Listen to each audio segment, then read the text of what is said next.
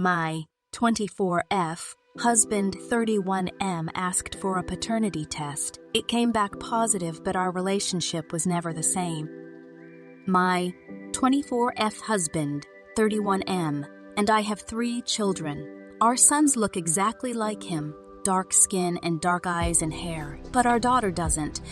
She looks exactly like my great-grandparents, really pale, blonde, and green-eyed. But apparently he didn't think it was possible that our daughter could look like my great-grandparents, and from the moment he saw her, he told me he wanted a paternity test. At first, I refused because I felt it was humiliating, and because I didn't think it was necessary because I never cheated on him, and I hoped he would trust me, but he didn't, and for the first 2 months of our daughter's life, he made my life hell. He didn't want to hold her even if she cried desperately while I was doing something else.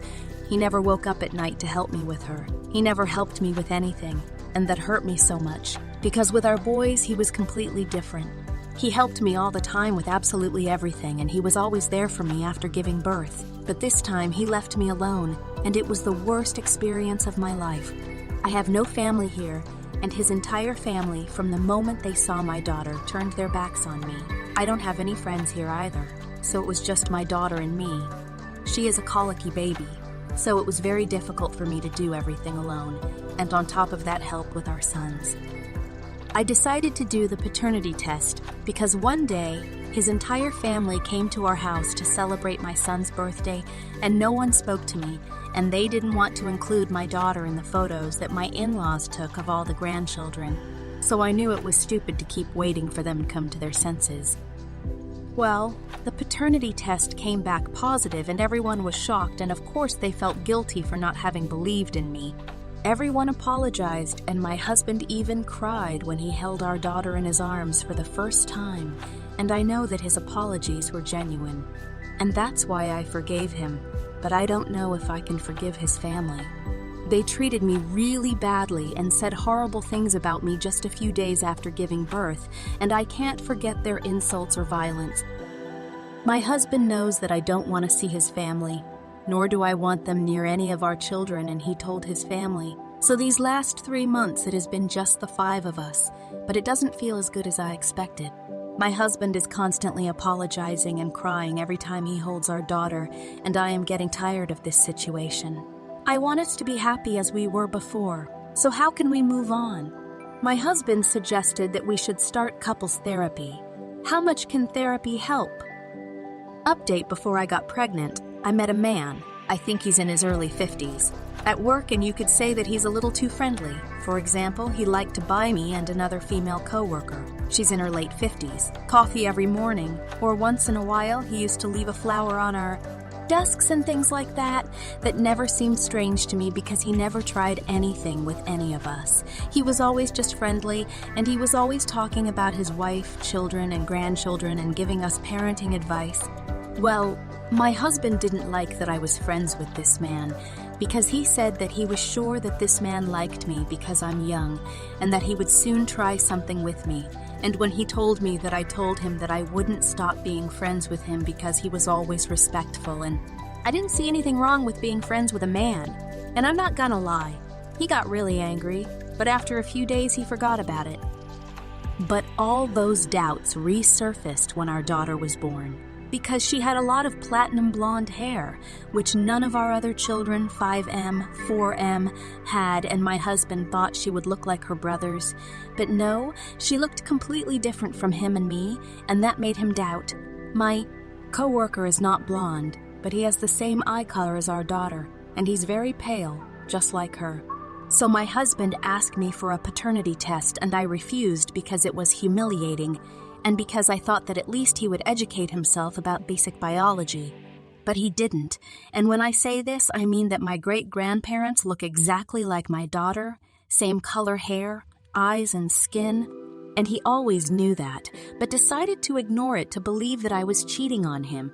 And I know that I helped this situation escalate and end badly, because I should have accepted the paternity test, and I say that because here it is not easy to do a paternity test without authorization from both parents. And regarding his sister and mother, they never liked me, and for a while we even stopped having contact with his family because I didn't like the way they treated me. But when our second son was born, I felt alone because it was just my husband. His friends, our son and I wanted my children to grow up with a family, so we got back in touch with them, and in fact they treated me very well until my daughter was born. And when they pulled my hair, my husband wasn't present, and I didn't tell him until a few weeks later, and by then they had a big fight because of that. I swear that he was never violent, nor did he ever endorse anyone being violent with me. Well, the update is that I gave him an ultimatum and told him that I want to go live in my home country and be close to my family, and that if he didn't want that, then the only option would be getting divorced. When I told him that, I also told him that I'm talking to a lawyer to advise me on divorce and joint custody, and I guess that made him realize that I was being serious because he said he would be willing to do that to earn my forgiveness. Another thing I asked him is to cut off contact with his family forever because I don't want our children to suffer what I suffered with them, and he agreed. At the moment, our plan is to travel for Christmas and stay there for a few weeks, and move in the middle of next year. In the meantime, we will go to couples and individual therapy and hope to be able to solve our problems. So far, things are going well, and I hope they continue that way. Edit. I don't understand why there are so many people accusing me of being a terrible wife and not supporting my husband when he told me to stop talking to my coworker. I've supported him since we started dating. I moved to a different country as a teenager. I left behind my family, friends, and everything I ever knew, all for him. I didn't go to college until last year because he was doing his PhD, and I had to stay home with the kids full time, which is why I could never have a single friend here, because since I arrived here, my only duty was to be a mother and housewife, and that consumed all my time.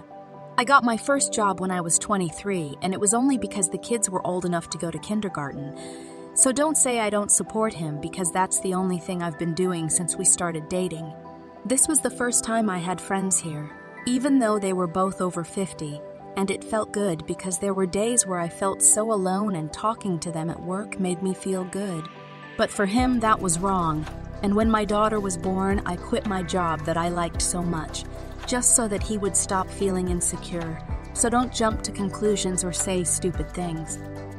Another post by this user titled, "My 24F husband 32M doesn't understand my frustration for not knowing how to make friends in college because I have children.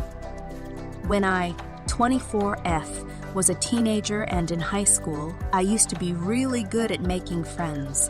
I had so many friends that many even used to consider me popular, but when I met my husband 32M, that changed. I was so in love when we met that just a few months after we started dating, I moved with him to his country, and there I had to start making new friends. But I failed miserably because a few months after arriving there, I got pregnant, and most teenagers who were my age were in another stage of their life, so I was never able to make friends. When my son was a few months old, I got pregnant again, so it was even more impossible to make friends. I had to postpone going to college again because we couldn't afford that expense with 2 children because only my husband worked, and at that time it was a part-time job because he was doing his P8. So at that time my life was based on being a housewife and a mother. I didn't have time to make friends, and since I was still in contact with the friends I left in my country, it didn't matter much to me. But now I do care and am affected. By the way in which I am now unable to make friends. I got my first job at 23 when our kids were kindergarten age, and I only managed to be friends with 2 people over 50 because people my age didn't seem too thrilled with the idea of being friends with a pregnant woman with 2 kids, so I didn't try to make new friends there. Due to life circumstances, I had to quit that job, and I ended up losing those friends too. So since now my husband has a well-paying job and we can afford it, I decided to start going to college because I wanted to fulfill that dream that I put off for years, and also because I wanted to meet new people my age. Don't get me wrong, I don't hate being a mom, but sometimes it can be very stressful spending all day with children without having anyone to go out for coffee and talk to. But now I realized that I suck at making friends even in college. I go to all my classes and I don't talk to anyone because suddenly I don't know how. At first I tried to talk to some women, but when we started talking about our lives and I mentioned that I have 3 children, they lost interest in me and didn't talk to me again, and it's so frustrating. This didn't happen to me when I was a teenager, and I don't know why I suddenly seem to forget how to make friends because I spent the last few years being a wife and a mom. I talked to my husband about it, and he thinks I should just talk to people until I find the right friends because that's what he did when he was in college, and we had our first child, but for me, it doesn't work that way. I've talked to so many people my age, and it amazes me how most of them seem scared and even disgusted when I say that I have 3 children, but he thinks I'm not putting in too much effort, and that's not true. So I don't know what to do. I know I probably sound ridiculous, but how can I start interacting with people my age again? Most of my classmates are between 20 and 25 years old, so how can I make new friends? TLDR, my husband doesn't understand why it's hard for me to make new friends my age. He thinks I should try even harder, but the truth is that I try, but I suck.